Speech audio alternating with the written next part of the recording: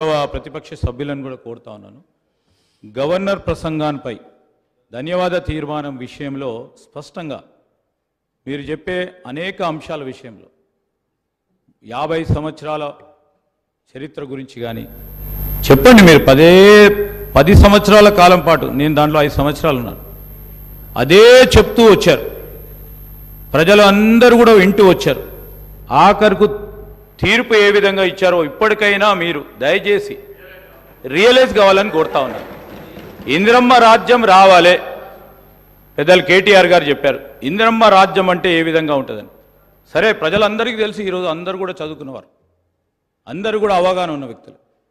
అయినా కానీ ఇందిరమ్మ రాజ్యంలోనే సామాజిక న్యాయం జరిగింది, ఇందిరమ్మ రాజ్యంలోనే పేదవారికి న్యాయం జరిగింది, ఇందిరమ్మ రాజ్యంలోనే ఇల్లు వచ్చినాయి, ఇందిరమ్మ రాజ్యంలోనే భూములు వచ్చినాయి, ఇందిరమ్మ రాజ్యంలోనే పోడు భూములు వచ్చినాయి.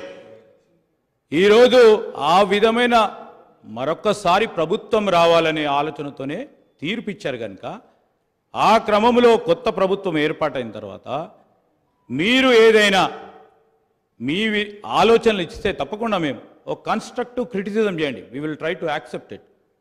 కానీ పదే పదే మళ్ళా 50 సంవత్సరాలకు అంతపూర్వకము పెద్దలు హరీష్ రావు గారు చెప్పారు మేం చేయబట్టి కాంగ్రెస్ పార్టీ అధికారంలోకి వచ్చిందని.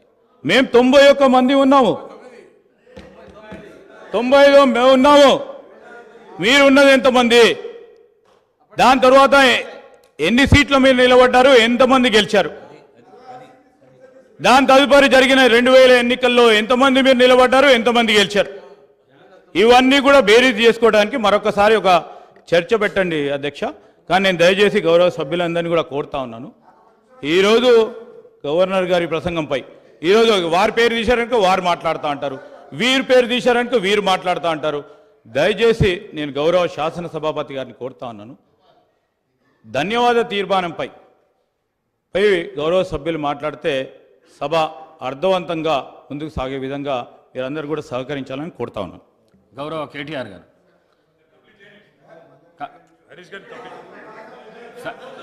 సార్ మీరు గౌరవ హరీష్ రావు గారు మీకు టైం ఇచ్చిన